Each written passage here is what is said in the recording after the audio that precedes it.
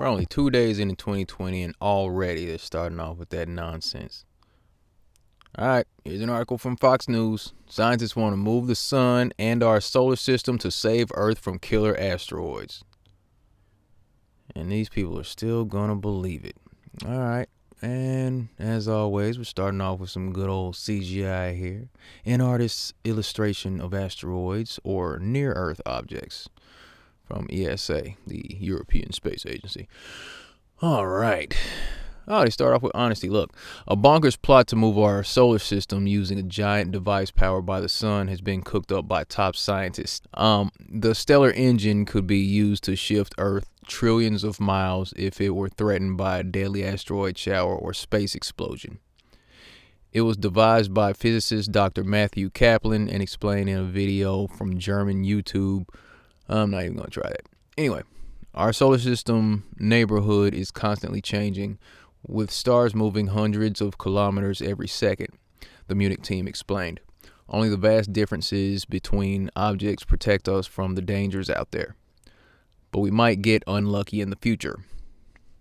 They're projecting into the future. There's always fear-mongering. They're always pushing stuff off into the future. But, you know, if we might get unlucky in the future. You never know. Not saying that anything's wrong right now, but we might get unlucky. That's how they keep these people freaked out all the time with these huge asteroids approaching Earth and just whizzing past Earth the size of Texas and all that.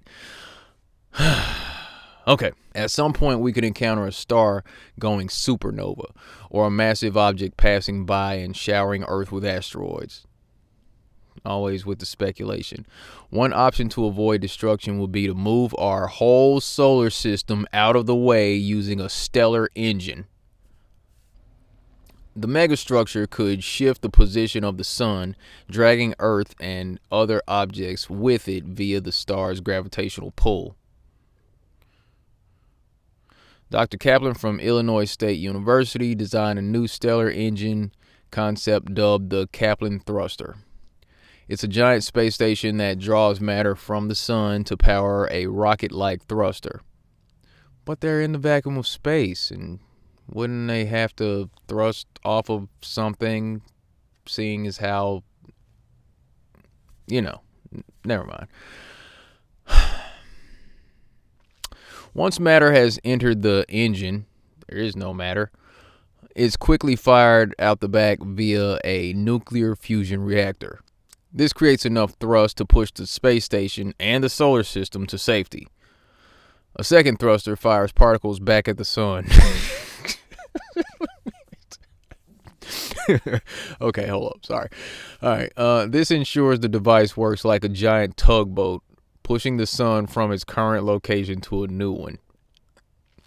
The device draws millions of tons of fuel per second using huge electromagnetic fields. It produces a scorching 1 billion C jet of particles capable of moving the sun 50 light years, around 300 trillion miles within 1 million years. Again, pushing stuff way into the future with their millions and billions, knowing that you and I are only going to be around probably a little less than 100 years, if we're being honest. So they can say, hundreds of thousands. They could say, millions, billions, trillions, and we're like, because, we're not going to be around anyway. So they could just tell us any old bull crap right now and just attach these millions and billions to it. And, people are just going to eat it up.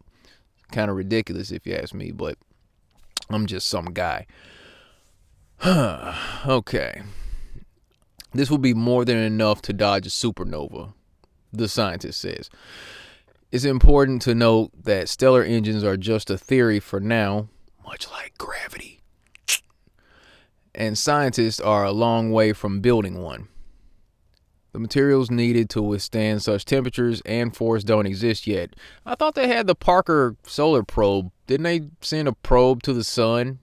Isn't that something that we covered last year? The Parker Solar Probe. They sent that to go probe the sun. So apparently, and then if you talk about temperatures out here, another thing that they go into, or that we get into, talking about how space is complete nonsense when you think about it.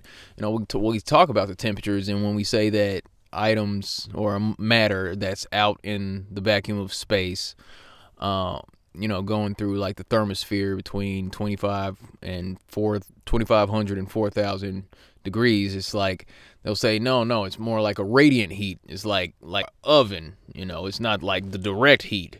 It's just a kind of heat around it, and so it wouldn't really melt. So, I mean, they're kind of contradicting stories here with that. The materials needed to withstand such temperatures and force don't exist yet. So what? They think they're going to create these materials at some point that can withstand these temperatures? I mean, iridium, I believe, has the highest melting temperature, or one of the highest melting temperatures. I could be wrong. Been wrong before.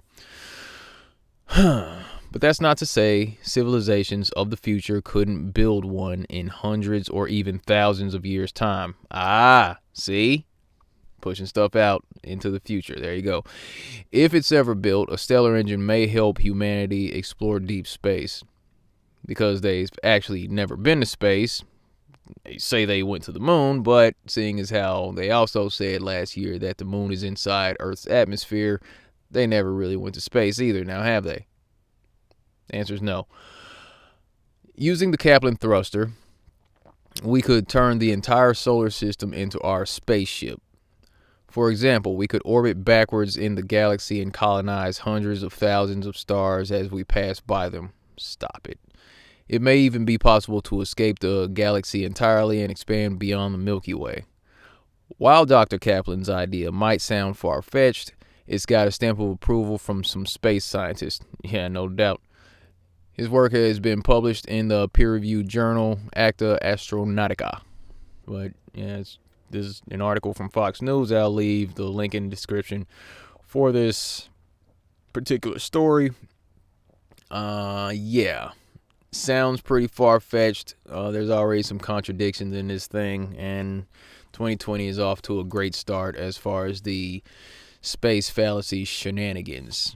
But people are still going to believe it. And this is why I use a hashtag, and they believe it.